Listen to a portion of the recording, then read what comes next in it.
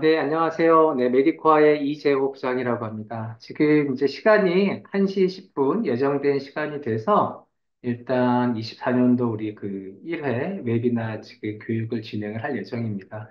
그 사전에 그 안내해서 받아들였던 메일을 보셨으면 알겠지만, 저희는 이제 작년에도 그랬고, 뭐 이제 순차적으로 뭐 매월 뭐 며칠 날 정해놓은 건 아니었지만, 저희가 대부분 이제 분기별 1회 이상 이제 이 관련된 교육을 좀 만들어서 여러 가지 정보를 같이 공유하고 함께 나누는 자리를 지금까지 하고 있었습니다. 네. 그래서 지금 올해도 지금 3월 달에 우리 그 스트레스 쪽이라든가 자율신경계 어떤 관련된 이런 여러 가지 내용들을 같이 좀 함께 공부 좀 해보는 자리를 좀 가지면서 좀 유익한 시간을 보내고자 현재 웨비나를 또 진행을 하게 됐습니다. 지금 진행 자체는 크게는 이제 세 가지 축이 될 수가 있겠고요. 우리 스트레스와 자율신경계에 대해서 어떤 연관성이라든가 있는지를 확인해 보고, 또 자율신경계라든가 스트레스를 또 분석하는 하나의 방법인 HRV 측정이라는 게 어떤 건지 이제 이론을 통해서 한번 좀 더 그 지식을 습득하는 걸 하시고요. 그다음에 저희 당사 메디코와 장비들은 어떤 장비들이 있고 특장점이 무엇인지 좀 확인해 보고요. 마지막에 혹시라도 이제 궁금했던 내용들이 있으면 좀 질문을 받고 마무리하는 걸로 하겠습니다. 일단 첫 번째 시간은 우리 스트레스와 자율신경계에 관련해서 임상 그 팀을 맡고 있는 이제 김난희 임상팀장님이 교육을 해주실 거고요. 두 번째는 이제 HRV 이론에 대해서 그 당사 연구소장을 맡고 계시는 정기삼 연구소장님이 그 계속 이 교육을 이어갈 예정에 있습니다. 이거는 어떤 분들한테는 되게 전문적일 수도 있지만 또 그 이 다 맞출 수가 없는 부분이 있거든요. 사용하시는 관심도에 따라 틀릴 수 있는데 이런 부분은 조금 더 이제 편안하게 들어주시고 혹시라도 구체적인 거라든가 더 그 질문이 좀 있으신 것들을 나중에 어떤 연락을 주시거나 메일을 주시면 좀 더 상세하게 알려드릴 수 있게끔 진행하겠습니다. 자, 그럼 이제 교육을 진행을 할 거고요. 이제 먼저 스트레스와 자율신경계 관련해서 교육을 진행해 주실 진난희 임상팀장님이 진행해 주시기 바랍니다. 네, 반갑습니다. 오늘은 준비된 내용은 스트레스와 자율신경계라고 하는 부분을 가지고 제가 그 설명을 드리도록 하겠습니다. 그동안에 선생님들이 저희 기기를 쓰신 분들이 더 많으실 것 같고, 또 이 기기를 쓰시면서 주요하게 많이 다뤄져야 될, 그리고 상담하시는데 도움이 좀 되고자 해서 제가 스트레스와 자율신경계에 대한 부분을 조금 어, 이해하기 쉽게 좀 조사한 내용을 토대로 설명을 드리도록 하겠습니다. 이런 목차에 의거해서 스트레스와 자율신경의 상관관계를 보고 어떠한 영향을 미치는지 등등 관련 내용을 설명드리도록 하겠습니다. 스트레스는 보통 모두 다 누구나 잘 아시다시피 어, 적응하기 어려운 환경에 처할 때 느끼는 심리적, 신체적 긴장 상태라고 누구나 다 잘 알고 있는 내용이지만 스트레스라고 하면 잘 알겠지만 대부분 스트레스가 우리 인체에 어떤 영향을 미치는지 그 이후의 여파가 뭔지 이런 부분이 또 관심이 더 많으실 것 같아요. 그런데 스트레스는 결국은 우리 그 장기적으로 지속되게 되면 심장병, 위궤양, 고혈압 등 신체적 질환도 일으키고 물론 이런 정신과적인 문제도 일으켜서 굉장히 우리 인체에 안 좋은 영향을 미치는 겁니다. 과거에 우리가 이제 순화해서 한 언어로서는 우리가 긴장된다, 뭐 짜증난다, 뭐 불안하다 이런 대부분의 내용들이 스트레스로 이제 귀결됩니다. 좀 어원을 찾아보니까 팽팽하게 죄다라는 뜻의 라틴어를 가지고 있는 물리학 용어였더라고요. 물리학적으로 초기에는 썼었는데 최근에 들어서는 이제 잘 알려져 있는 그 화병이라든지 우려병이라고 하는 말로 지금 스트레스를 많이 쓰고 있습니다. 20세기 이후에 들어서는 이제 스트레스와 인체의 상관관계가 굉장히 많이 있다라고 연구가 되어지고 있고요. 스트레스 요인이 우리 인체에 어떻게 반응하는지, 외부의 자극을 받았을 때 우리가 어떻게 적응하는지, 이런 부분이 이제 많은 어, 관심이 되어지고 있고요. 뭐 심리학적인 용어로는 뭐 신체를 보호하려는 우리 신체와 심리 변화 과정이라고도 얘기하고, 우리가 신체가 받아들이는 비특이적인 생물 반응이라고 또 통칭하기도 합니다. 결국은 아주 옛날에는 우리가 스트레스 상황에 처해 있었을 때 최초의 인류들은 이렇게 어떤 맹수 앞에서 우리가 생존해야 된다라고 하는 의미로서 많이 받아들였다라고 하면, 최근에 현대에 와서 스트레스는 우리가 받아들일 수 없거나 받아들이기 힘든 상황을 또 스트레스라고, 그러니까 결국 정신적인 스트레스를 많이 언급을 하고 있습니다.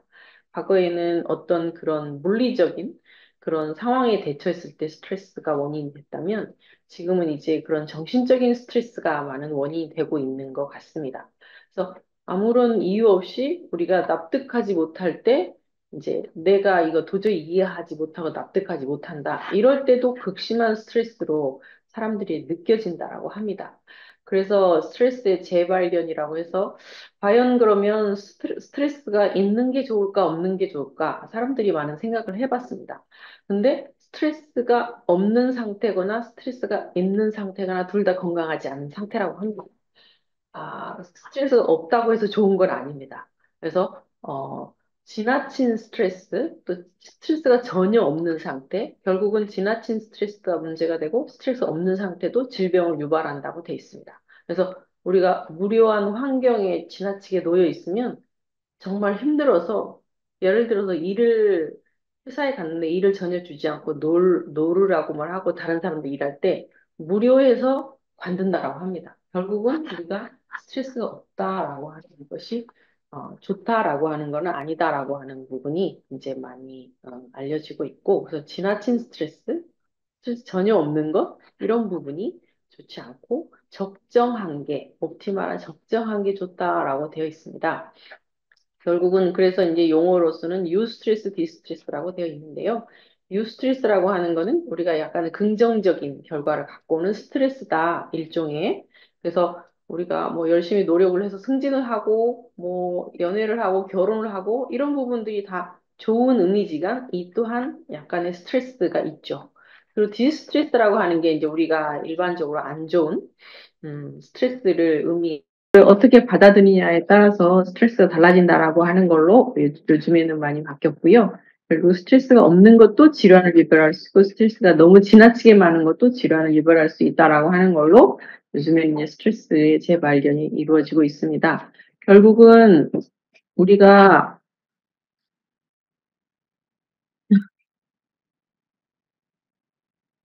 스트레스의 요인에는 굉장히 다양한 게 있는데, 스트레스는 사회적 요인, 생리적 요인, 환경적 요인, 심리적 요인 등으로 나눠지죠. 잘 아시다시피 그 가족 간의 문제가 있을 때 대인 간의 스트레스, 또 질병이 있을 때, 노화가 됐을 때, 또 영양이 지나치게 과잉됐을 때, 결핍됐을 때, 이것도 스트레스죠. 그리고 환경적인 요인으로서는 과도한 소음이라든지 수면 부족이라든지, 또 경쟁적인 사회 분위기 등등도 스트레스의 요인이 되고요. 그리고 또 심리적 요인으로서 스트레스가 참 많죠. 요즘에는 그 선진국화되면서 심리적 요인이 스트레스로 많이 대두가 되는 것 같습니다.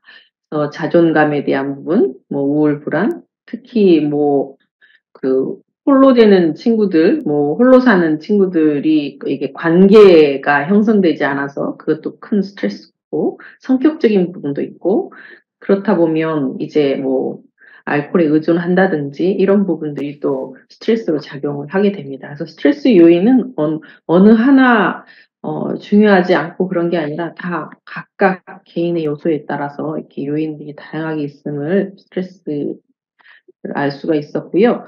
그래서 결국은 우리가 스트레스를 받으면 사람은 처음에는 뭔가 그 대처를 하려고 이렇게 투쟁을 한번 해봅니다. 그 급성 스트레스가 처음에 스트레스가 오면 그 부분을 뭔가 해서 노력을 해보려고 하지만, 이제 어느 정도 그게 만성화가 되면 이제 도망을 하게 되는 거죠. 도피를 하게 되는 거죠. 그래서 우리 몸에서는 처음에는 급성 스트레스와 만성 스트레스로 나눠지기도 합니다. 그렇지만 우리 몸의 생리적인 반응은 예, 다양하게 나타나죠. 어떤 사람은 스트레스 받으면 우울하고 불안하고, 어떤 사람은 머리가 아픈 두통으로 나타나고, 소화가 안 되고, 뭐 기타 이렇게 뭐 탈모가 생긴다든지, 예, 뭐 이런 폭식이라든지 이런 식으로 다양한 증상으로 스트레스가 나타납니다. 그래서 결국은 이게 만성화가 되면 심장병도 되고 당뇨가 될 수도 있고 결국 암이 될 수 있다. 우리 뇌에서 어떤 외부의 자극을 받았을 때 스트레스 반응은 온몸에 걸쳐서 영향을 미치고 가장 특히 교감신경이 활성화된다라고 하는 게 일반적인 반응입니다. 그중에 특히 심장박동을 증가시키죠. 그래서 여러 가지 스트레스 호르몬도 나오고 면역계를 억제하고 그래서 스트레스 반응들을 우리 온몸에 걸쳐 영향을 미쳐서 이런 생리적인 증상들이 발현되기도 합니다. 그래서 결국은 스트레스가 굉장히 우리 인체에 미치는 다양한 요인들이 이렇게 많다는 걸 알 수 있었고요. 그렇다라고 하면 신체, 정신적으로 이렇게 다양한 증상들이 나타나죠. 우리가 병원에 많이 가보셨겠지만 이런 증상들이 나타났었을 때 뭔가 검사로서 했을 때 별거 나오지 않죠. 스트레스, 신체적 증상으로서는 크게는 머리가 아프죠. 머리가 찌끈찌끈 아프고 두통, 뭐 근육이 긴장되고 피로를 느끼고 잠을 못 자고 이런 등등이 모두 다 신체적인 스트레스 증상이라고 말하고요. 정신적인 스트레스 증상이 또 나타나죠. 정신적으로는 우리가 일단 스트레스를 받으면 1차적으로는 불안하고 걱정이 앞서죠. 집중도 잘 안 되고 또 결정장애 이런 것도 다 정신적인 스트레스 장애라고 얘기를 합니다. 또 지나치게 스트레스를 받으면 우리가 과식을 하게 되죠. 이런 아까 자기의 의지로 할 수 없기 때문에 술, 담배를 의존한다든지 이런 정신적인 증상도 나타나게 돼 있습니다. 그러면 이 부분은 개인에 따라 매우 다양하게 나타나는데 우리가 이제 병원에 가보거나 아니면은 또 나는 이러이러한 앞전에 나타나는 그런 증상들로 인해서 병원에 가서 검사를 하긴 합니다. 그런데 병원에 가서 검사를 하게 되면, 뭐 엑스레이라든지 뭐 특히 머리가 너무 많이 아파서 뭐 MRI를 찍다든지 기타 등등 검사를 해도 별로 특이하게 이상이 나타나지 않습니다. 그럴 때 이제 우리가 당신은 좀 이러이러한 증상들이 대부분 스트레스를 많이 받고 있군요라고 하면서 스트레스 평가를 하게 됩니다. 특히 이제 오래된 사람인 경우에는 뭐 호르몬 검사를 한다든지 기타 신경절단 물질 검사를 한다든지 이렇게 합니다. 그리고 미토콘드리아 검사를 한다든지 이러한 검사들에 있어서도 또 크게 이상이 안 나타나기도 하지만 이런 검사, 기존에 있는 호르몬 검사 타액으로 한 거나 아니면 혈액 검사나 소변 MRI 등 검사에서는 당장 뭔가 잘 나타나지 않아요. 그리고, 또 스트레스 호르몬 검사도 하죠. 근데 스트레스 호르몬도 굉장히 주관적이긴 합니다.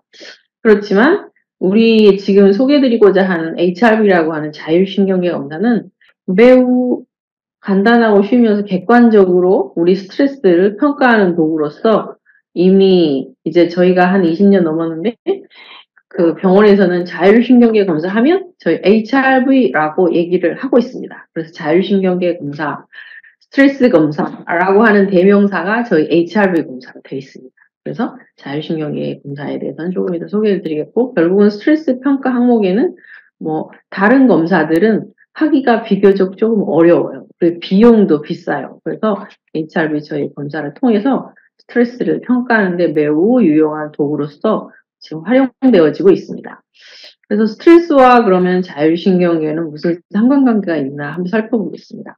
스트레스는 말 그대로 아까 설명드린 것처럼 우리가 자기가 견디지 못한 거, 우리가 반응을 했었을 때 굉장히 힘든 상황, 그런 부분을 어떻게 자율신경에 연관이 있나라고 봤었을 때 결국은 자율신경계라고 하는 거는 우리 몸에 항상 일정하게 조절해주는 시스템을 자율신경계라고 하는데 자율적으로 움직이기 때문에 말 그대로 자율신경계입니다. 우리 의지와 상관없이 우리 내부 장기, 특히 교감, 부교감으로 구성되어 있는 이 시스템이 항상 일정한 성질을 유지해 줍니다. 그래서 특히 이제 심장 박동수, 호흡이라든지 혈압, 소화 등 이런 신체 기능을 조절해 주는 시스템이 자율신경계인데 여기서 항상 일정한 성질을 유지해 주는다. 자율신경계고요. 자율신경계가 하는 역할들은 매우 많습니다. 그래서 위장관, 혈관, 뭐 기타 생명활동, 신경계, 호르몬계, 내분비계 이걸 모두 다 조절을 해주고 있는 시스템인데 이게 이제 면역력과 호르몬과의 트라이앵글로 상관관계가 유지되어 있고 그래서 이 자율신경계 안에는 우리가 물론 중추신경계가 연결이 되어 있지만 그 별도로 또 이렇게 자율적으로 조정을 해주는 교감과 부교감 신경계가 있는데 우리가 체성신경계는 주로 이렇게 심플하게 탁 연결되어 있는 시스템인가 비해서 자율신경계는 굉장히 온몸에 걸쳐서 복잡하게 연관성을 가지고 있으면서 특히 근육이라든지 호르몬, 심장 관장을 하고 있습니다. 그래서 교감신경계에는 주로 우리 위급한 상황, 부교감신경계 신체를 보호해주는 역할, 크게 엑셀과 브레이크라고 생각을 하시면 되겠습니다. 그래서 자율신경계라고 하는 거는 결국은 크게 이렇게 온몸에 걸쳐서 영향을 미치고 있지만 특히 우리가 이제 심장이라고 하는 그 시스템을 통해서 자율신경계를 객관화하고 있는데요. 심장 자체가 심장을 빨리 뛰고 천천히 뛰고 하는 그 기능을 하는 게 이게 자율신경계를 객관화하고 있는데 이게 굉장히 검사하기가 좀 쉽기 때문에 그렇습니다. 동공의 확대나 축소라든지 아니면 기관지라든지 위장관에 나가는 소화액의 그 많고 적음이라든지 방광의 수축과 이완이라든지 이런 시스템은 객관화하기가 되게 어려운데 심장을 통해서 우리가 심장 박동을 통해서 자율신경계를 객관화하고 있는데요. 특히 교감 활동은 낮에 활동하고 운동 시에 활동하고 심장 박동을 빠르게 하는 역할을 하고 긴장 시에 많이 나타나는 호르몬, 신경계가 교감신경이고 부교감신경에는 주로 휴식할 때 나타납니다. 특히 식사 시에 많이 활성화가 되고 심장 박동을 매우 부드럽게 해주는 게 이제 부교감신경의 역할입니다.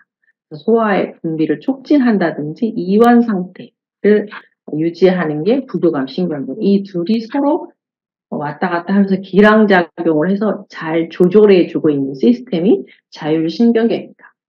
그래서 스트레스와 자율신경계의 연관성이 있다라고 하는 거는 결론적으로는 스트레스와 자율신경계는 상호 직접적인 영향을 주고받고 있다라고 되어 있습니다. 이거는 이미 다 근거가 있고 논문으로도 있고 이제 학계에서도 이렇게 이제 그 진료도 하고 계십니다. 결국은 우리 육체적 정신적 스트레스는 전신에 영향을 미치고 특히 교감신경을 항진시키고 부교감신경을 감소시키기 위해서 인체 밸런스를 파괴하게 된다면 이런 지속적인 스트레스는 우리 인체 기능 상태를 또 다운시키고 자율신경계 기능을 다운시켜서 처음에는 아까 설명한 증상들을 유발하고 나중에 시간이 지나면 점진적으로 질환으로 발전하게 됩니다. 그래서 결국은 스트레스로 인해서 우리 몸의 밸런스가 깨지면 모든 만병의 근원이 된다라고 지금 되어 있습니다. 그래서 스트레스 자율신경은 아주 굉장히 크게 서로 상관관계가 있고 원인이 스트레스라고 하면 증상은 자율신경 불균형, 만성 피로 기능 저하를 따라서 결론적으로는 면역력이 저하되고 염증 지수가 증가되고 질환과 아주 크게 무서운 거는 암으로도 이어진다라고 하는 게 최근의 학설입니다. 결국은 최근에 들어 암 환자들을 많이 조사해 봤더니 스트레스가 1순위이더라고요. 스트레스가 모든 암의 원인이었다. 그리고 스트레스는 개인마다 다르지만 사람이 처해 있는 약한 부분에 어느 기관이나 장기로 가서 그게 역할을 한다는 거죠. 염증이 높아져서 캔서로 오는 게 굉장히 최근에 들어서 암을 연구하는 분들이 또 이렇게도 많이 얘기를 하고 계십니다. 그래서 우리는 이제 그러면 스트레스를 알았으니 스트레스를 관리를 하고 중재를 어느 정도 해야 되는데 간단히 설명드리면 스트레스를 조절하는 방법에는 크게는 마음 관리와 대인 관계라고 되어 있습니다. 물론 스트레스 해소하는 방법은 운동을 해야 되고 미리 잘 알고 있지만 그 부분이 이제 그 실천이 안 되는 게 문제고 스트레스 해소하는 방법에 있어서 물질에 의존하는 사람들이 대부분 많죠. 폭식이라든지 폭음이라든지 아니면 담배라든지 결국 이런 부분은 결국 해소가 아니다.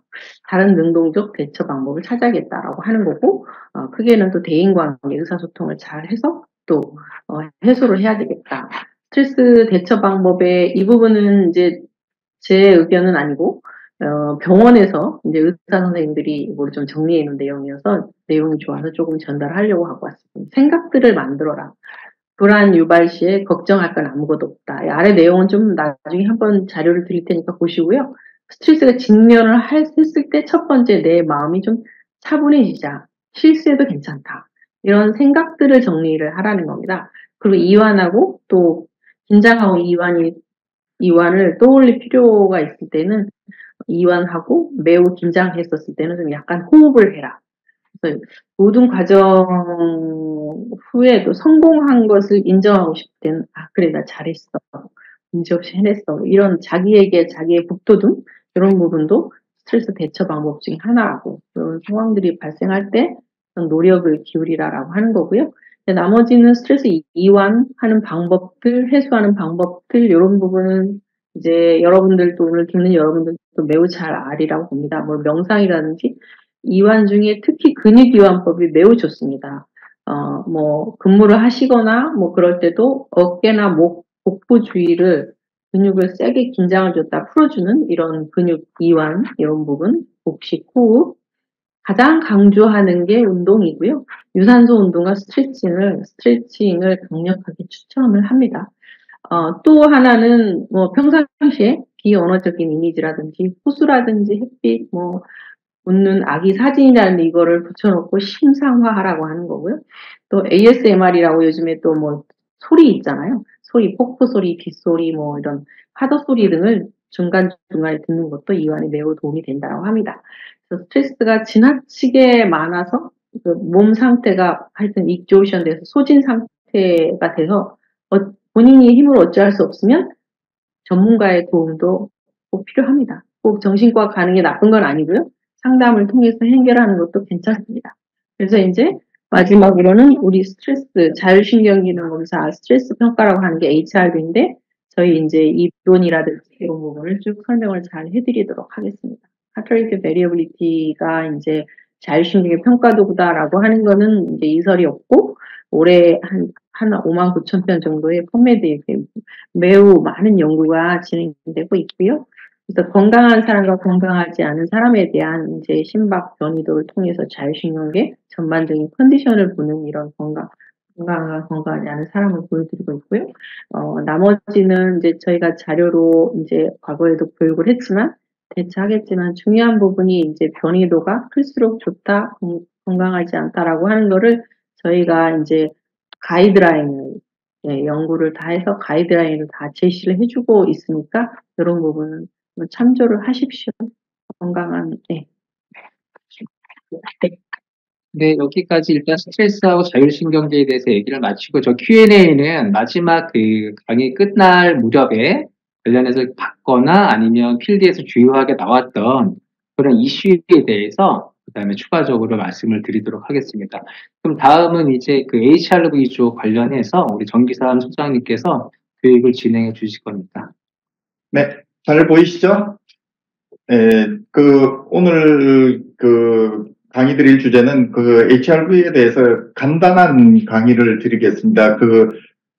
지금 준비를 가능하나 이제 서로 우리 진남이 이사님하고 서로 이제 비슷한 부분을 뺀다고는 했는데 약간 겹치는 부분이 있어서 그 부분들은 이제 생략을 하고 가겠습니다.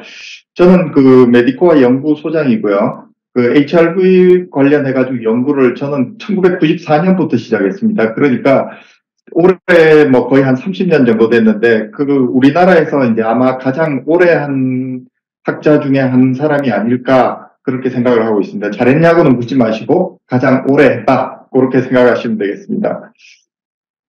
오늘 말씀드릴 내용은 HRV에 대해서 이제 말씀을 드리고, HRV 이야기하면서 이제 자율신경계 이야기 안 하고 지나갈 수 없기 때문에, 자율신경계 이야기도 간단하게 하고 가겠습니다. 그리고 이제 HRV에 보면은 각종 건강 지표들이 있는데 그 지표들이 뭔지, 그리고 메디코어 장비 한번 잠깐 자랑하고 넘어갑니다. 하트레이트 베리어빌리티를 말씀드리기 전에 심장박동에 대해서 우리가 일반적으로 하고 있는 오해들이 조금 있습니다. 지금 보면은 그 안정을 취하고 있을 때 이제 심장박동은 느리고 규칙적이다. 맞아 보이는데, 요게 틀렸습니다. 안정을 취하고 있을 때 심장박동 느린 건 맞는데, 규칙적이지가 않습니다. 약간씩 변합니다.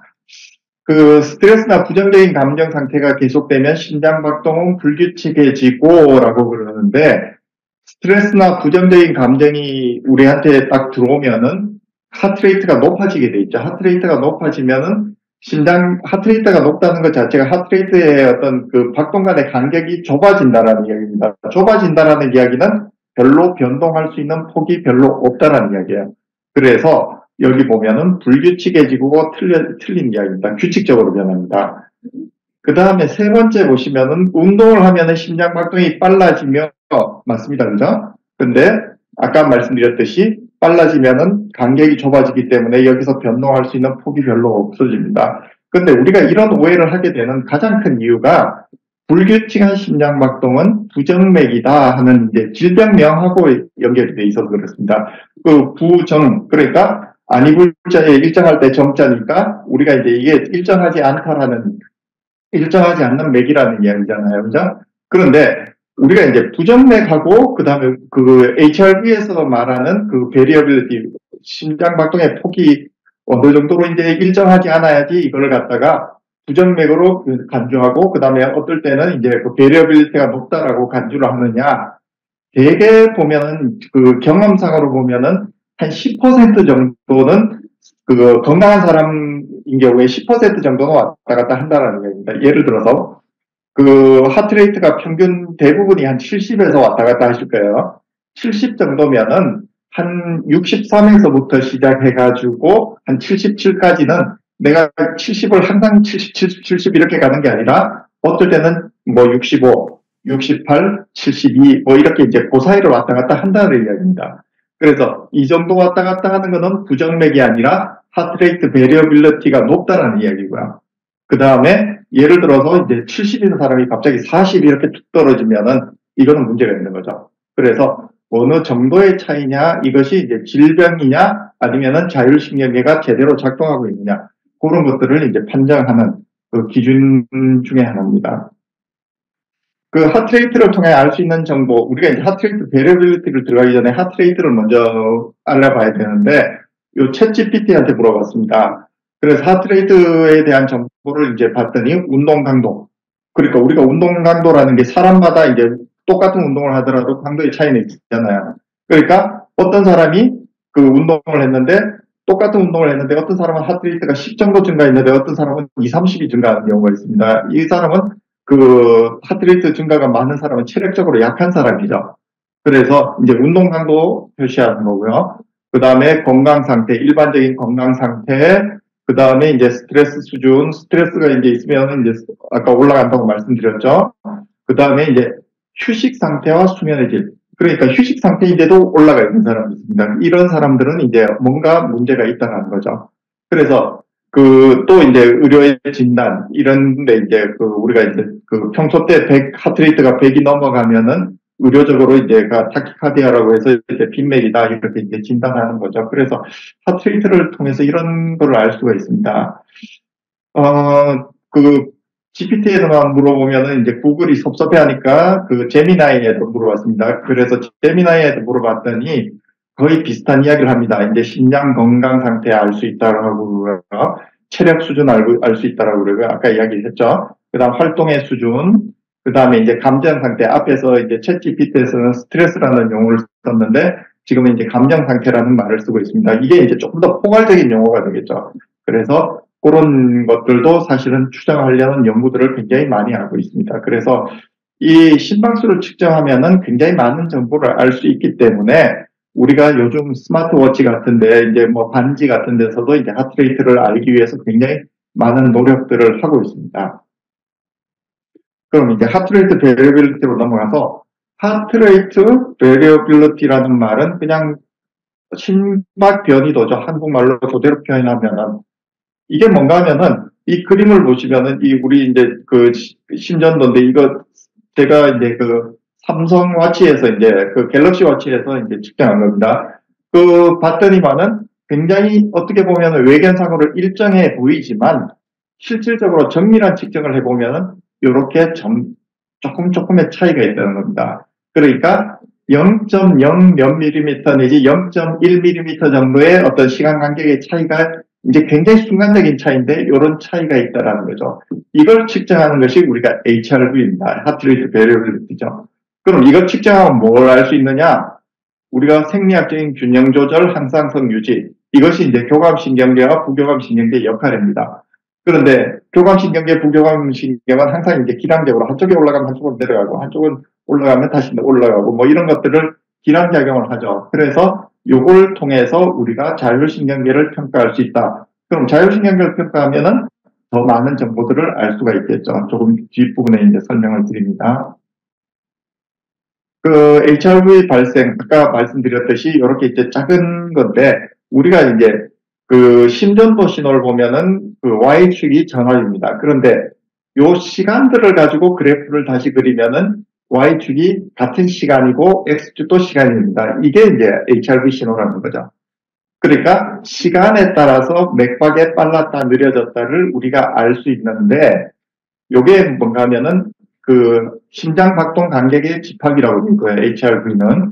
그 다음에 우리가 수학적인 계산을 합니다. 그래서 우리가 이걸 파워 스펙트럼 분석도 해보고, 그 다음에 이제 뭐 통계적인 분석도 해보고 해서 이제 자율신경 활동을 추정을 하는 겁니다. 자, 또 챗GPT한테 다시 물어봤습니다. 하트 레이트 베리어빌리티가 뭐냐라고 이제 물어봤더니, 옛날에는 굉장히 그 챗GPT가 처음 나왔을 때까지만 하더라도 굉장히 좀 엉뚱한 대답을 했는데 요즘 학습을 굉장히 많이 해가지고 논문도 많이 읽어봅니다. 예, 챗GPT가. 그래서 그 지금 보면은 심장박동을 생성하는 시간 간격의 변화를 나타내는 지표다. 그 다음에 이제 자율신경계와 심장 조절에 대한 반응이다. 이렇게 이야기를 하면서 그 높은 HRV, 그러니까 아까 말씀드렸지만 높다라는 게 이제 변화폭이 크다는 건데, 변화폭이 크다는 거는 대개 자기 심장박동의 플러스 마이너스 한 10% 정도의 심장박동 정도가 굉장히 변화폭이 큰 겁니다. 그래서 이러한 심장을 갖고 있는 사람은 그 여러 가지 상황에 대해서 빠르게 적응한다. 그러니까 조절 능력이 있다는 겁니다. 내 몸이 조절 능력이 있다는 거고요. 그 다음에 낮은 HRV 뒷부분에 보여드리겠지만은 거의 변화 없습니다. 한 1, 2% 정도 왔다 갔다 합니다. 그러면은 이 사람은 뭔가 정신적인 스트레스 상태든, 그 다음에 육체적인 스트레스 상태든, 아니면은 경우에 따라서는 질병 상태든, 이런 것들과 이제 연관이 있다라는 거죠. 그래서 HRV가 이제 굉장히 좋은 도구다라는 겁니다. 그 제미나이에서 이제 그 또 물어봤죠. 제미나이에서는 뭐라고 이야기하는가 하면은 건강한 심장은 다양한 환경경에 적응하여 심박수를 변화시킬 수 있어야 한다. 굉장히 정확하게 지적했습니다. 그래서 그 이제 조금 더 정리를 제미나이가 잘하는 것 같습니다. 그래서 그 HRV의 중요성은 이제 심장 건강의 지표라고 되어 있는데, 사실은 심장뿐만 아니라 몸의 전반적인 어떤 건강을 나타낼 수 있는 지표다. 조금 더 확장하면은 컨디션이라는 용어 있잖아요. 우리가 컨디션이라는 용어는 사실은 의학적인 용어는 아니지만 일반적으로 많이 쓰고 있잖아요. 컨디션을 나타낼 수 있는 지표다. 이렇게 말씀을 드릴 수가 있을 것 같습니다. 그 다음에 이제 스트레스 지표고요. 그 다음에 운동 능력 지표.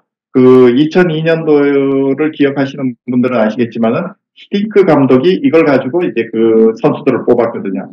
운동 능력과 회복 능력. 이런 것들을 측정을 할 수가 있습니다. 제미나이는 이제 조금 더 자세하게 합니다. 그래서 측정 방법은 심전도 센서를 쓰는 게 원칙이지만, 그 다음에 휴대폰이나 스마트워치에 있는 심박수 센서를 쓸 수도 있다. 단, 정밀도는 조금 떨어진다라는 거죠. 그래서 그 HRV를 높이는 방법까지도 이제 정확하게 이제 지금 나와 있습니다. 그래서 규칙적인 운동, 뭐 충분한 수면, 식습관, 뭐 이런 것들은 대부분 아시는 내용이죠. 자, HRV 발생 기전은 그냥 간단하게 설명을 드리겠습니다. 옛날에 이제 그 심장을 지배하고 있는 신경은 자율신경입니다. 원칙적으로는 자율신경입니다. 그런데 이 자율신경에는 각종의 센서들이 분포해 있습니다. 몸에 센서들이 이제 분포해서 이제 호흡이라든지 아니면 혈압이라든지 뭐 카디악 아웃풋이라든지 체온이라든지 이런 것들에 대한 그 정보를 많이 수집합니다. 그거 이외에도 그 과거에는 주로 이제 자율신경만 이야기했는데 요 최근에는 중추신경계도 같이 작용한다라고 돼 있죠. 그래서 중추신경계에서 받아들이는 정보, 특히 이제 뭐 정신적인 스트레스라든지 이런 것들까지 다 같이 받아들여서 우리의 심장 박동을 조절하게 되는데, 그 중에서 이제 주로 이제 부교감 신경은 조절 속도가 좀 빠릅니다. 컨트롤 속도가 이제 조금 빨라요. 그 다음에 교감 신경은 상대적으로 조금 느립니다. 그래서 이제 느린 주파수로 보이고 상대적으로 이제 조금 빠른 주파수로 보이는데, 요 두 개의 단순한 주파수만 합치더라도 이렇게 좀 복잡한 모양이 나오게 됩니다. 그런데 사실은 HRV 패턴이 이것보다 훨씬 복잡해요. 왜냐하면 이 두 가지 요인만 있는 게 아니거든요. 다른 요인들도 여러 가지들이 합쳐지다 보니까 저것보다 훨씬 더 복잡한 파형이 나오는 거죠. 지금 요거는 이제 두 가지 파형만 합친 거라고 보시면 되겠습니다. 그래서 HRV는 이런 식으로 이제 생겨나고요. 컨트롤하는 거에 가장 대표적인 예가 respiratory sinus arrhythmia, 동성 부정맥이라고 하는데, 이건 호흡에 의해서 나타나는 부정맥입니다. 이거 여러분들도 이제 지금 당장 실험해 보실 수 있는 것이 뭔가 하면은 숨을 깊이 들이쉬다가 천천히 내쉬다가 들이쉬다가 내쉬다가, 이게 이제 어떻게 보시면 아시겠지만은 지금 이제 명상하실 때도 하고 뭐 단전 호흡 하실 때도 하고 이렇게 이제 깊은 숨을 쉬시는데, 실질적으로 이제 깊은 숨을 들이쉬면은 여기 심장박동 굉장히 빨라지는 거 보이시죠? 내쉬면서 쭉 간격 사이가 늘어나면서 심장박동 느려지는 거 보이시잖아요. 그죠? 이거 그냥 우리가 이 손에다가 이제 맥박만 재봐도 촉각으로도 느끼실 수 있는 그런 신호입니다. 그래서 이렇게 이제 하트레이트 우리가 이제 숨을 쉬는 것 가지고도 이제 하트레이트 베리어빌리티를 조절할 수 있는데, 어떤 분은 숨을 깊이 들이쉬나 내쉴 때도 변화 없는 분들 계세요. 이런 분들은 자율신경계 자체가 굉장히 무너져 있다라고 보시는 게 맞습니다. 그래서 우리가 이제 자율신경계 이상 검사에서 이제 심호흡식 박동 검사, 이제 수각 코드에도 들어가 있죠. 이 정교화된 방법입니다. 그래서 이제 복잡한 심박동 변이는 건강한 상태다라고 보는 것이 일반적입니다. 뭐 특별한 경우를 제외하고는. 그래서 심장박동 시스템, 아까 말씀드렸듯이 굉장히 복잡한 어떤 제어 시스템이기 때문에 복잡한 심장박동 시스템은 건강한 상태고, 그래서 우리가 이제 심장박동이 굉장히 복잡해지는데, 제가 아주 극단적인 예를 하나 보여드리겠습니다. 제 사례입니다. 제 사례인데, 어느 날 지금 이게 이제 측정 시간은 아침 8시고요. 아침 8시에 이제 요 날은 제가 잠을 못 잤습니다. 잠도 못 자고 뭐 그 전에 이제 일도 좀 복잡했고 그러다 보니까, 우리가 HRV를 볼 때 여기 이제 육각형 그래프에서 그래프를 많이 보시게 되는데, 거의 모든 지표가 레드존 안에 있습니다. 지금 이 레드존 안에 이제 들어가 있고, 하트레이트도 사실은 표시가 이제 하트레이트가 높아서 삐죽 튀어나온 거지, 이것도 실질적으로 보면은 정상 범위에서 벗어나 있죠. 너무까지는 아닌데 조금 높은 겁니다. 80일이죠. 그래서 지금 보면은 자율신경계 조절 기능이 전혀 없는 상태입니다. 그런데 그 다음날 잠을 푹 잤습니다. 잠을 푹 자고 이제 굉장히 안정을 취했더니만은 이 육각형 그래프에서 이 SDNN이 레드존 끝에 걸쳤고 나머지는 전부 다 그린존으로 이제 이렇게 다 가 있는 겁니다. 그래서 하나하나를 살펴봤더니 하트레이트가 80일에서 63까지 자그마치 18이 떨어지는 겁니다. 그래서 하트레이트가 이제 굉장히 중요한 지표 중에 하나입니다. 그래서 하트레이트가 이제 떨어져 있고요. 하트레이트 떨어지니까 SDNN이 굉장히 많이 올라가서 이제 정상 범위까지 회복이 되고, 그 다음에 TP도 이제 정상적인 범위가 회복되고, 그 다음 PSI가 드라마틱하게 올라가죠. 그래서 이런 것들을 보시면은 그날의 컨디션, 그러니까 이게 이제 가끔 이런 분들 계세요. 이거 기계에 너무 재현성이 없는 거 아니냐? 재현성 없는 거 아닙니다. 여러분들도 어느 날은 찌뿌둥해서 죽을 것 같다가 어떤 날은 굉장히 상쾌한 날이 있잖아요. 요 측정을 해보시면은 요 그대로 나옵니다. 그래서 이게 이제 사람의 그날의 컨디션을 반영할 수 있는, 컨디션이라는 게 뭐 여러 가지 요인이 이제 합쳐진 거니까요. 그래서 그것을 반영할 수 있는 굉장히 좋은 지표다라고 보시면 되겠습니다. 자율신경계에 대한 내용은 이제 우리 진난희 이사님께서 이미 설명을 해주시기 때문에 이제 간단한 설명만 하고 넘어가겠습니다. 자율신경은 보시면은 뭐 자율신경 실조 여기 보시면은 그 서울대 분당병원 이야기인데 굉장히 본인하고 많은 것들이 비슷하다는 걸 느끼실 수가 있을 겁니다. 그죠? 이 중에 뭐 한 서너 개는 대부분 다 갖고 계시죠. 현대인이라면. 이런 것들이 이제 자율신경 실조증 때문에 이제 기능이 떨어지기, 항상성 기능이 떨어져서 생기는 건데, 우리가 이런 질병을 가지고 이제 병원을 가면은 대부분 신경성, 뭐 특발성, 본태성이라는 용어들을 많이 사용을 하시게 됩니다. 그래서 이거는 사실은 어떻게 보면 원인을 알기가 굉장히 원인 자체가 좀 불분명하다는 이야기고, 이런 질병들이 대부분 이제 자율신경 실조하고 이제 관련이 있을 가능성들이 상당히 높습니다. 왜냐하면 자율신경계라는 것 자체가 워낙 몸에 이제 전반적인 영향을 미치기 때문에 대신에 그 뭐 두피 쪽이 약한 사람은 탈모나 두피염으로 나타날 거고요.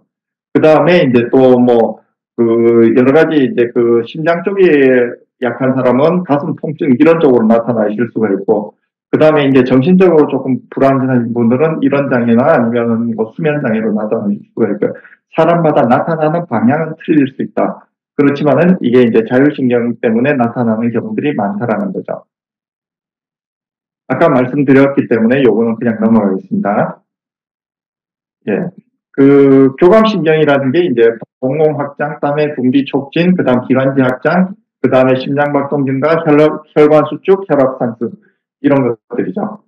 그래서 교감신경이 흥분을 하게 되면은 이런 작용을 하는 동시에 이제 면역 기능이 중단됩니다. 그래서 우리가 스트레스를 받으면은 교감신경 작동하고, 교감신경 작동이 순간적으로 되는 거는 면역 기능하고 상관이 없는데, 이게 이제 교감신경이 그 흥분된 상태가 지속이 쭉 되면, 그러니까 현대인의 질병이라는 것이 약한 스트레스가 길게 가는 거거든요.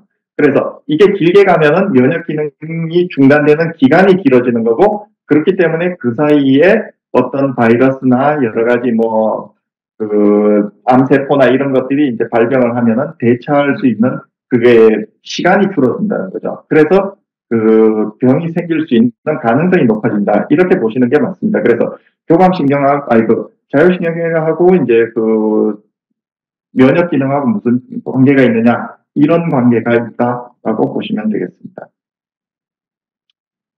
뭐 이제 다시 한번 잠깐 설명을 드리면은, 우리 심장은 자기 오른손 크기 정도 된다고 그래요. 그래서 자기 오른손 크기 정도인데 거기 이제 우심방이 있는데, 우심방에 보면은 SA 노드라는 놈이 있습니다. SA 노드는 굉장히 펄스를 발생시켜요. 자기 몸에서 펄스를 발생시키는데 규칙적인 펄스를 발생시킵니다. 그런데 규칙적인 펄스를 발생시키는 것을 그 자율신경계, 교감신경계와 부교감신경계가 거기에 작용을 해가지고 교감신경이 흥분하면은 더 빨리 뛰게 만들고요. 그 다음에 부교감신경계가 작용하면은 펄스를 조금 억제합니다. 그래서 조금 느리게 만드는 거죠. 이 두 작용이 이제 합쳐지면은 우리가 이제 얼굴이 불그락불그락하게 되기도 하고 뭐 여러 가지 작용들을 하게 됩니다. 그래서 이제 그 하트레이트가 이제 오르락내리락하는 불규칙한 파동을 형성을 하게 되는데, 문제는 뭔가 하면은 아까 말씀드렸듯이 이 조절 기능, 이 수도꼭지의 조절 기능이 틀든 잠그든 나오는 물의 양이 똑같다. 그럼 수도꼭지가 고장난 거잖아요. 그럼 자율신경이 고장나면은 이제 질병으로 들어갈 가능성이 이제 굉장히 크다는 거고요. 그 조절 사례 중에 가장 극단적인 것이 이제 기립성 저혈압인데, 우리 누워있다가 갑자기 일어서면 뭐 어지럽거나 이제 앞이 잠깐 한번 블랙아웃이 생기거나 뭐 이런 경우들을 경험하시는 분들이 많은데, 이게 누워있을 때는 혈액이 골고루 퍼져 있습니다. 골고루 퍼져 있는데 딱 일어서면은 혈액이 하지로 몰리죠. 하지로 몰렸는데 이걸 갖다가 이제 바로 리셉터라는 그 압력 센서입니다. 혈압 센서가 그걸 갖다가 이제 감지하고 그 교감신경을 올려가지고 심장 박동을 올리면서 혈관을 수축시켜서 빨리 하지에 있는 피를 짜내서 뇌로 올려줘야 되는데, 그 작용을 못하게 되면은 우리가 어지럽거나 이제 그 블랙아웃이 되는 거죠. 그러니까 요걸 얼마나 잘하느냐, 이게 이제 그 자율신경계가 이제 얼마나 빨리 작동하느냐인데 사람마다 다릅니다. 사람마다 달라서 요거는 이제 그 뭐 이게 이제 그 기립성 저혈압이 있다고 해가지고 항상 잘못된 건 아니지만은 어쨌든 그 건강한 사람은 요게 이제 그 기간이 짧거나 아니면 안 일어날 수도 있다. 그렇게 보시면 되겠습니다. 여기까지가 이제 자율신경 이야기고요. 지금 우리가 이런 차트들을 보시는데 기계마다 조금씩 틀립니다. 지금 왼쪽 편에 있는 게 SA3000U 장비에서 나오는 그 결과지고 오른쪽 것은 이제 바디 체크라는 그 장비인데 여기 사용하는 용어들이 조금 틀리죠. 뭐 TP, SNS 여기는 뭐 이제 뭐 그 다음에 여기 이제 뭐 LF 뭐 이런 용어들을 쓰고 있는데 여기에서는 주로 보시면은 뭐 이제 보시면은 신체적 스트레스 조절 능력 이런 말씀을 쓰고 있는데 요거는 이제 병원에서 주로 쓰는 장비냐 아니면은 이제 일반용이냐에 따라서 이제 조금 다른데 둘 다 의료기기긴 합니다. 하나씩 이제 조금 살펴보겠습니다. 심박수는 뭐 아까도 말씀드렸고 챗GPT, 제미나이에서 말씀을 드렸으니까 이제 뭐 특별히 드릴 말씀 없습니다.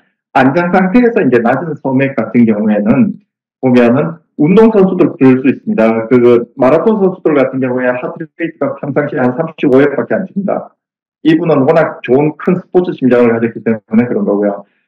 그 다음에 안정 상태에서 이제 100 넘어가시는 분 있잖아요. 이분은 운동을 안 하시거나 아니면은 뭐 커피나 아니면은 뭐 흡연을 하셨거나 뭐 이런 영향을 받았을 가능성이 굉장히 큽니다. 그런데 이런 영향이 전혀 없는데도 이제 100 이상이다. 그러면 검사를 조금 해보셔야 되겠죠. 지금 이제 이제 첫 번째 이제 SDMN, 스트레스 대처 능력이라고 지금 이야기가 돼 있는데 이게 이제 왜 스트레스 대처 능력이냐? 교감신경계와 부교감신경 활동 모두를 우리가 알 수 있기 때문에 그렇습니다. 그래서 파워 스펙트럼 분석, 그러니까 주파수 분석을 해보면 ULF, VLF, LF, TP 뭐 이런 것들 다 있는데 이 모든 것들이 전부 다 여기에 관여됩니다. 그래서 TP가 높으면 SDNN이 같이 높을 가능성이 코릴레이션이 굉장히 높죠. 그래서 이게 이제 24시간 SDNN 심장 위험 계층화를 위한 골드 스탠다드라고 하는데 24시간 홀터 심정계를 붙여가지고 SDNN을 보면은 이 사람이 사망률하고도 굉장히 깊은 연관이 있습니다. 그래서 연구들 보면은 제일 많은 연구가 이제 초기 연구 중에는 심근경색 환자들이 SDNN이 떨어지면은 뭐 얼마 후에 갑자기 심장마비가 오더라 이런 연구들 굉장히 많고요. 그 다음에 이제 암 환자들도 SDNN이 떨어지면은 이제 오래 못 살더라 뭐 이런 이야기들을 이제 많이 하고 있습니다. 그래서 안정 상태에서 높은 SDNN은 자율신경계가 잘 작동을 하고 있다라고 생각하시면 되는데 예외가 있습니다. 예외는 뭔가 하면은 우리가 이제 하트레이트 아까 말씀드렸지만 한 10% 정도 사이에는 왔다 갔다 하는데 갑자기 툭 이제 뛰는 경우 있습니다. 진짜 이거는 부정맥이 나온 겁니다. 부정맥이 나왔는데 이게 이제 기회 수축이 저희들이 보면은 3분 기준으로 저희 연구에 의하면은 한 5개, 6개 정도 나오면은 그걸 우리가 제거해주기 때문에 별 영향을 안 받는데 SDNN 이게 이제 기회 수축이 5개, 6개를 넘어가는 경우가 있습니다. 이러면 SDN이 커집니다. 그런데 이걸 건강합니다. 이렇게 이야기하시면 안 되는 거죠. 그래서 기회 수축이 이제 많을 경우에 SDNA 증가하는지 그걸 먼저 확인하셔야 되고요. 그 다음에 아까 동성부정맥 심호흡 하셨다고 그래요. 심호흡 하는 거 보여드렸잖아요.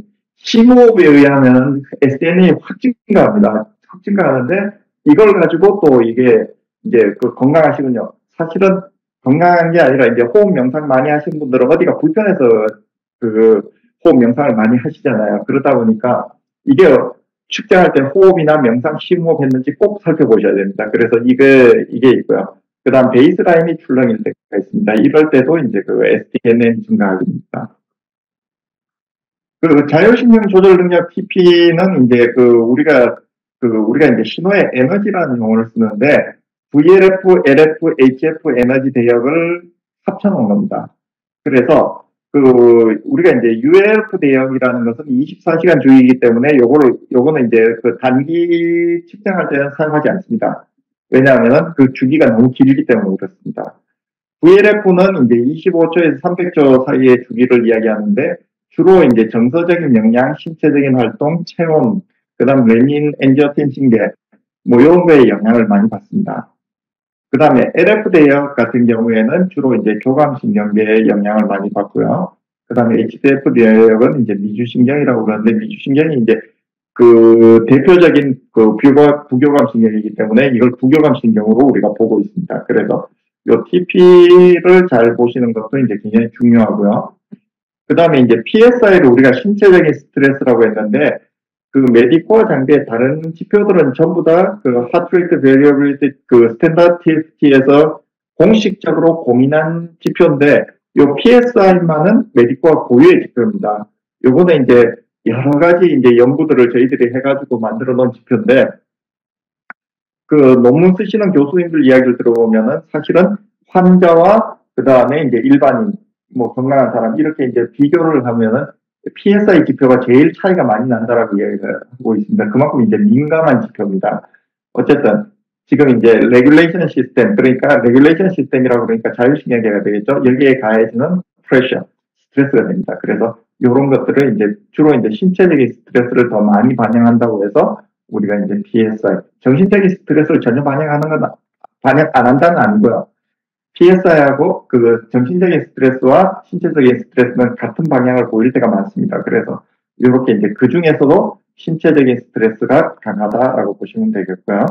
정신적인 스트레스는 LFHF 레이쇼를 씁니다. 그래서 그 안정된 상태라면은 이제 LFHF 레이쇼가 이제 낮은데, 문제는 이제 너무 낮은 경우, 이거는 이제 또 만성적인 어떤 그 스트레스라고 보셔야 됩니다. 어쨌든 높은 그 LFHF 비율은 이제 교감신경계다라고 보시면 되겠습니다. 그래서 우리가 이제 그 이걸 LFHF 레이쇼를 많이 쓰기도 하는데, 이게 이제 파워 스펙트럼을 가지고 하다 보니까 파워 값이라는 건 제곱값이거든요. 제곱값을 쓰다 보니까 이게 이제 사람마다 편차가 굉장히 심합니다. 그래서 이걸 비율을 이제 꼭 그 편차가 조금 적은 비율로 보시고 싶다. 그러면 LF 놈이라는 지표를 그 사용하시는 것도 또 한 방법입니다. 그 피로도를 지금 LF로 만들었는데, LF는 사실은 교감신경 지표라고 제가 말씀을 드렸죠. 그 교감신경 지표라고 말씀드렸는데, 교감신경이 왜 피로도냐? 사실은 그 즉각적인 어떤 스트레스에 의해서는 LF가 올라갑니다. 올라가는데, 이 그 스트레스가 지속이 되거나 아니면 너무 강한 스트레스가 올 경우에는 오히려 이것이 떨어집니다. 브레이크 다운 되는 거죠. 그래서 떨어지면은 그 우리가 이제 만성 피로 환자들한테 봤더니 LF의 그 크기가 굉장히 줄어들어 있다는 거죠. 그죠? 그래서 LF만 줄어드는 것이 아니라 HRV, SDMN도 같이 확 줄어들어 버립니다. TP도 같이 줄겠죠.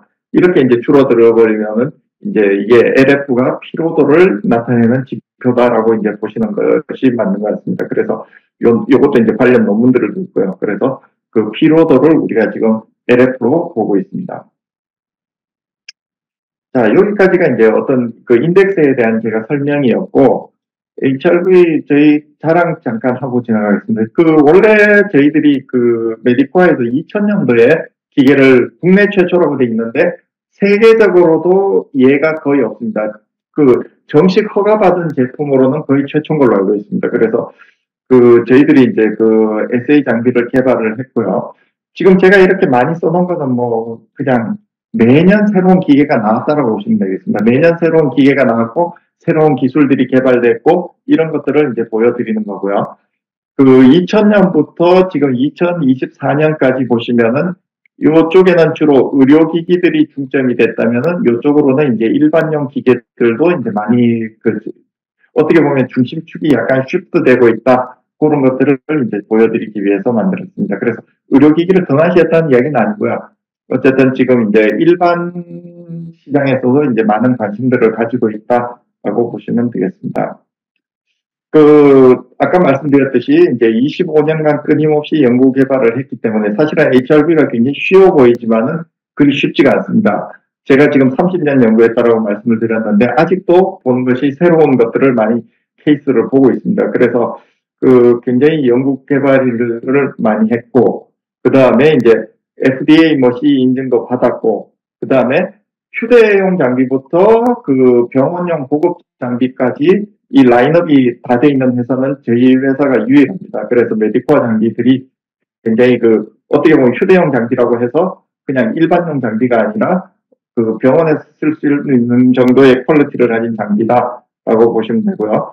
제일 중요한 게 이제 우리가 그 한국인 스탠다드를 갖고 있습니다. 저희들이 그 업력이 오래되다 보니까 저희들한테 쌓인 데이터가 굉장히 많습니다. 그래서 20만 명 이상의 데이터가 지금 쌓여 있는데 요것들을 가지고 이제 나이별, 성별, 요 그 스탠다드를 골든 스탠다드를 저희들이 갖고 있기 때문에 거기에 나이대에 맞게 성별에 맞게 거기에 대한 그 평가들을 어느 정도 해드릴 수가 있습니다. 그리고 이제 뭐 인공지능에 대한 연구들도 저희들이 지속적으로 하고 있고요. 그 지금 보면은 그 해외 논문에서도 그 저희 장비를 이용해서 많은 연구들을 하고 있습니다. 그래서 그 최근에 나온 논문인데 SA2000을 가지고 연구했다라는 논문도 제가 하나를 발견했는데 SA2000은 25년 전에 나온 장비인데 그걸 가지고 아직 연구를 하시는 분들이 계십니다. 그래서 HRV 관련 연구를 할 때 거의 표준 장비로 자리 잡고 있다라고 보시면 되겠습니다. 자, 이상으로 이제 제가 설명을 마치고 저희 다음 주에 그 코엑스에서 키메스 하고 있습니다. 저희 부스가 3층에 홀 C에 320인데 어딘가 하면 3층 입구 들어오자마자 바로 앞에 보일 겁니다. 그래서 많은 방문 부탁드리고 관심을 부탁드리겠습니다. 이상으로 강의를 마치겠습니다. 감사합니다.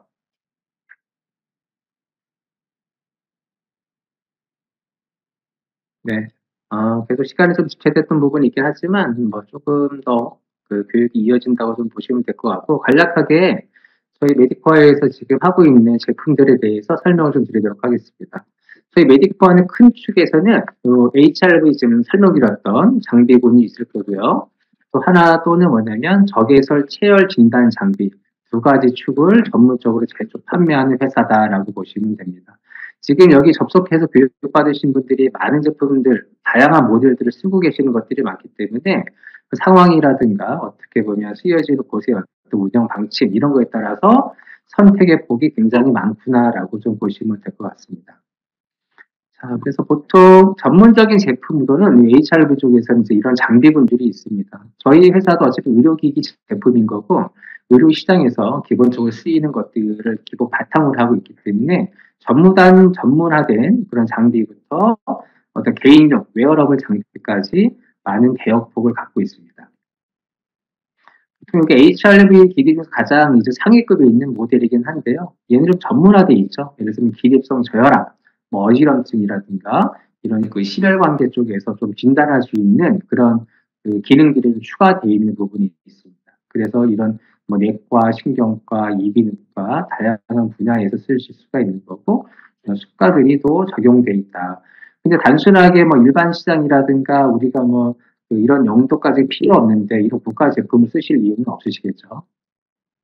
ACA 3006, 요거는 의료나 비의료 쪽이나 두 가지 다 해서 조금 더 전문적이거나 관심이 많으신 분들이 쓰실 수 있는 모델이고요.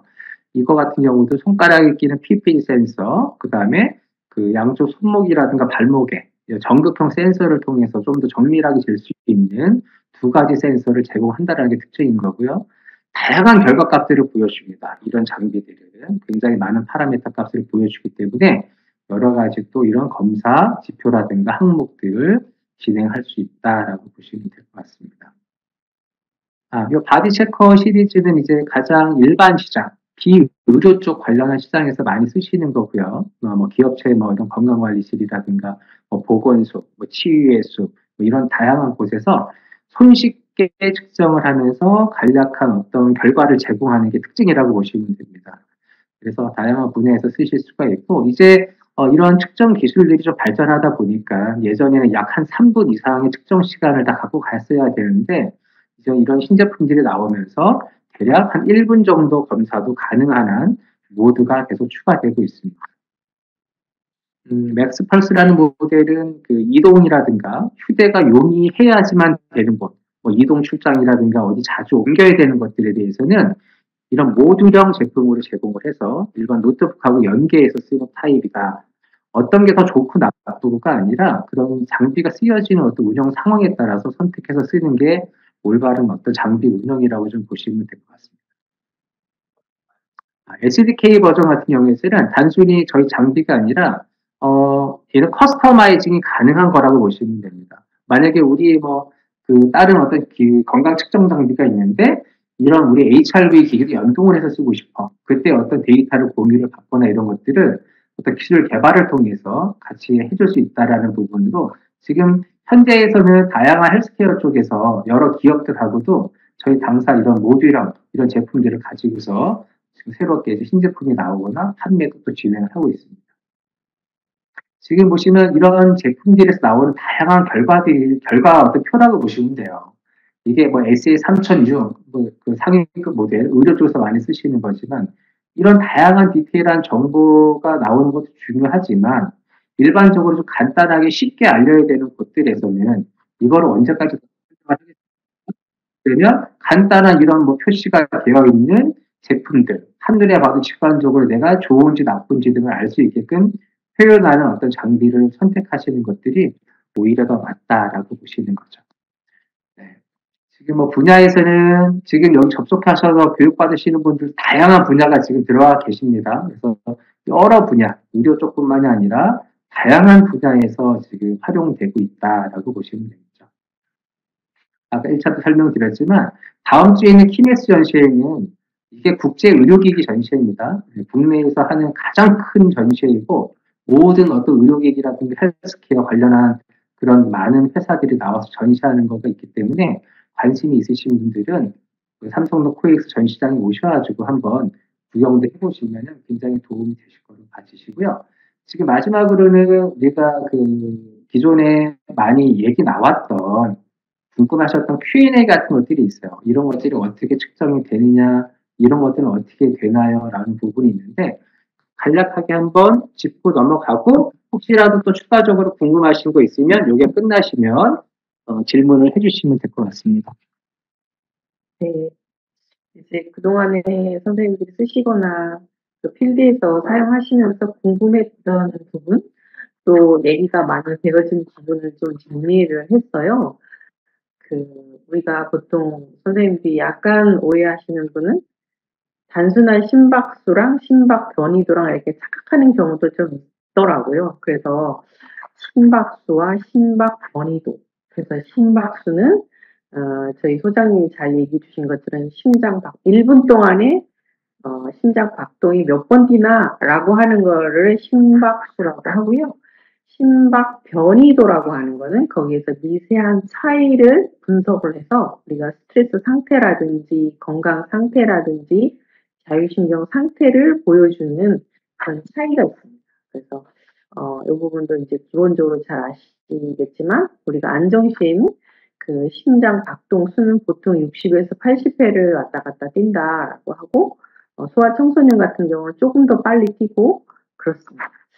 그리고 이제 HRV 심박 변이도 검사를 우리가 반복 측정을 했을 때 신뢰성이 얼마나 되는가, 재현성이 얼마나 되는지 묻는 분들이 꽤 계시더라고요. 물론 그 환자의 컨디션이나 상태에 따라서 아주 그 컨디션을 그대로 반영하기 때문에 아주 안 좋은 상태에서 어느 정도 우리 몸의 기능이나 컨디션이 회복되면 좋아지는 거는 변동은 그런 변동은 있을 수 있지만 우리 생체 신호라고 하는 건 우리가 살아있는 사람이기 때문에 심장박동은 꾸준히 변하고 있지만 반복을 측정하더라도 아주 똑같진 않습니다. 똑같진 않지만 특히 젊은 연령대는 약간의 변동폭이 조금 클 수 있고 나이가 들어갈수록 변동폭은 좀 줄어듭니다.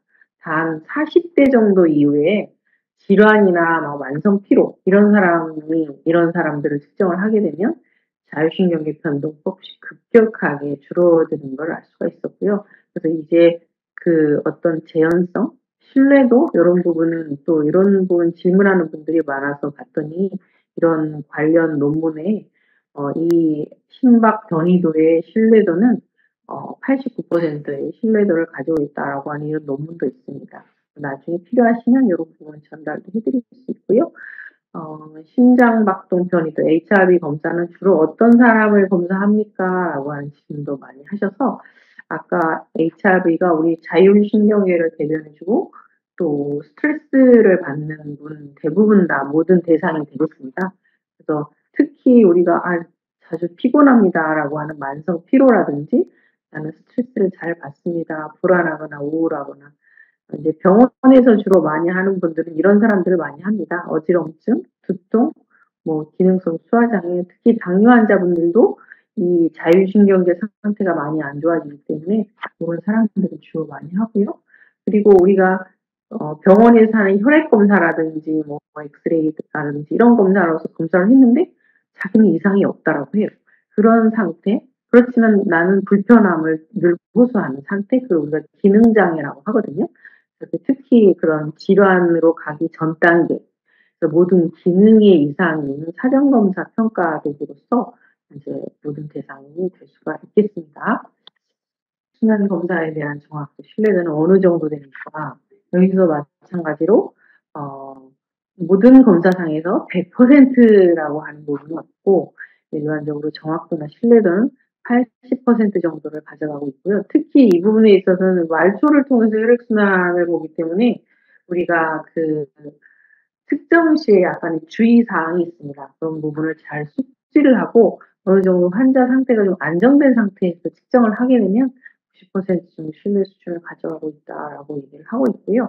특히 변동이 좀 심한 사람이라고 얘기를 하게 되면 아까도 그 HRV 심박 변이도가 마찬가지로 젊은 연령대나 아니면 약물을 복용 중인 사람 이런 사람들은 약간의 변동폭이 조금 더 있다라고 하는 걸 좀 알고 계시면 될 것 같습니다. 그리고 반복 측정 시 혈관 단계가 조금 왔다 갔다 하는 사람들이 좀 있다고 하는 경우를 좀 많이 얘기가 나와서 결국은 심장 박동수에 따라서 이 혈관 상태도 조금 변동이 있는데 심장 박동수가 안정이 된 상태에서 측정을 해야 되고 또 하나는 우리가 손가락을 센서로 가져가기 때문에 그 지나치게 이렇게 세게 누른다거나 아니면 그럴 때 차이가 좀 날 수 있습니다. 우리가 가만히 안정된 상태에 측정을 해야 되는데 손을 이렇게 꽉 누른 상태에서 센서를 측정을 하게 되면 거기에 이제 그 바이어스가 생겨서 좀 다르게 나타날 수가 있고요. 그리고 또 동맥경화가 어느 정도 좀 진행 중에 있는 사람들의 변동폭이 좀 있습니다. 아무래도 그런 경우에는 우리가 단계가 다양하게 나온 그룹들이 있어요. 우리가 혈관 단계가 1단계부터 7단계까지 있는데 1, 2단계만 나왔던 사람은 그래도 변동폭이 적을 텐데 3, 4, 5단계 결국 혈관 단계가 다양하게 많이 분포되어 있는 그룹들이 좀 이렇게 변동이 좀 있을 수가 있고요. 그리고 우리가 혈압을 측정할 때도 순간순간 변화가 나타나듯이 이게 혈액의 흐름을 통한 이 동맥경화, 딱딱한 정도에 따른 그 단계를 보여주기 때문에 이게 또 10% 내로 변동이 있다라고 하는 거는 좀 이렇게 생각하고 계시면 될 것 같습니다. 그리고 마지막으로 또 혈액순환 검사를 할 때는 왼쪽 검지손가락을 왜 주로 사용합니까? 라고 이런 질문도 좀 많이 있어서 주로 처음에 연구를 왼쪽 검지손가락을 했기 때문에 그거를 이제 기준으로 잡았고 그 이후에 왼쪽 손가락을 사용할 수 없는 경우는 오른쪽을 사용하셔도 되고 하여튼 다른 손가락을 사용하셔도 되지만 주로 이제 레퍼런스 때문에 그 부분을 가져갔다고 보시면 네, 여기까지 일단은 그 주요하게 필드에서 많이 나왔던 내용을 말씀드렸는데, 혹시 궁금하셨던 거 있으시면 자유롭게 일단 질문해 주시면 그 해당하는 부분에서 답변을 좀 드리도록 하겠습니다. 네, 대부분 많이 없으시더라고요. 이렇게 제가 여쭤보면은 이제 뭐 질문에 대해서 없으신 건데, 오늘 뭐 교육 말고도 언제든지 자유롭게 연락을 주시면 더 추가적인 정보라든가 질문에 대한 답변 언제든지 드릴 거고요. 그 다음에 이 교육과는 오늘 교육했던 자료들 혹시라도 필요하신 부분들이 있으시면 메일이나 이런 것들을 알려주시면은 관련된 자료들을 또 보내드리도록 하겠습니다. 지금 뭐 처음부터 시스템적으로 문제가 좀 있어가지고 좀 불안하게 좀 교육을 진행했던 부분에 대해서는 다시 한번 죄송하다고 말씀을 좀 드리고 싶고요. 이런 교육은 조금씩 주제가 좀 바뀌거나 이제 할 텐데, 이제 분기별로 한 1회 이상은 진행을 항상 예정이 있습니다. 그래서 메일을 다 받으셨겠지만 그런 메일로 저희가 또 웨비나 강의 교육이 잡히게 되면은 저희가 또 메일 발송을 할 테니까 해당 시간대에 접속을 해주시면 되고, 이게 다양한 곳에서 계시고 많은 분들이 오다 보니까 뭐 날짜라든가 시간대를 다 맞추기는 어렵습니다. 그래서 항상 뭐 어떻게 보면 점심시간 이후 때 시간을 많이 하는데 만약에 우리 그룹이라든가 우리 센터에서는 좀 많은 사람들을 별도로 받고 싶어라고 하시면은 그런 것들 한번 주시면은 뭐 관련된 부분을 해당 시간을 좀 배를 해서 추가적인 교육을 하든가 방법을 좀 찾아보도록 하겠습니다. 네, 그러면 올해 그 이상으로 제가 그 교육은 여기까지 마칠 거고요. 다음번 또 좋은 주제로 교육 그 프로그램이 나오게 되면은 다시 한번 메일로 드리고 다시 한번 또 인사드리도록 하겠습니다. 지금 여기 뭐 채팅방에서도 이렇게 자료 계속 보내주고 계신데 이것들은 저희가 다 그 확인해가지고 관련된 것들은 보내드리도록 하겠습니다. 오늘 장시간 수고 많으셨습니다. 감사합니다.